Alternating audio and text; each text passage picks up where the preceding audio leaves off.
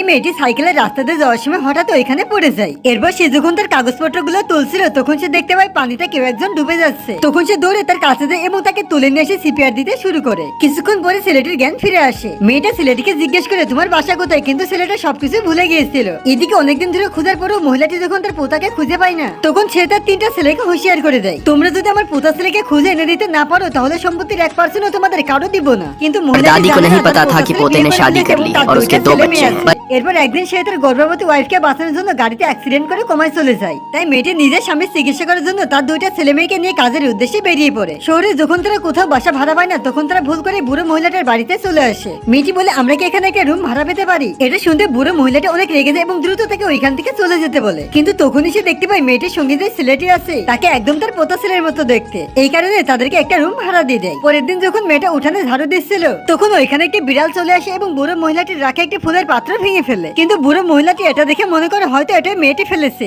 এই জন্য তাকে লাঠি দিয়ে মারতে শুরু করে। তখনই মেয়েটার বান্ধবী তার কাছে কল করে এবং বলে আমি তোমার জন্য কাজ খুঁজে পেয়েছি। এটা শুনে মহিলাটি অনেক খুশি হয়ে যায় এবং মনে করে এখন আমি আমার স্বামীর চিকিৎসা করতে পারবো। কিন্তু মেয়েটি ওইখানে জ্বর যেটি ঘটে সেটা সে একদমই আশা করেনি। পরবর্তী পার্টের জন্য চ্যানেলটিকে সাবস্ক্রাইব করে কমেন্ট করো।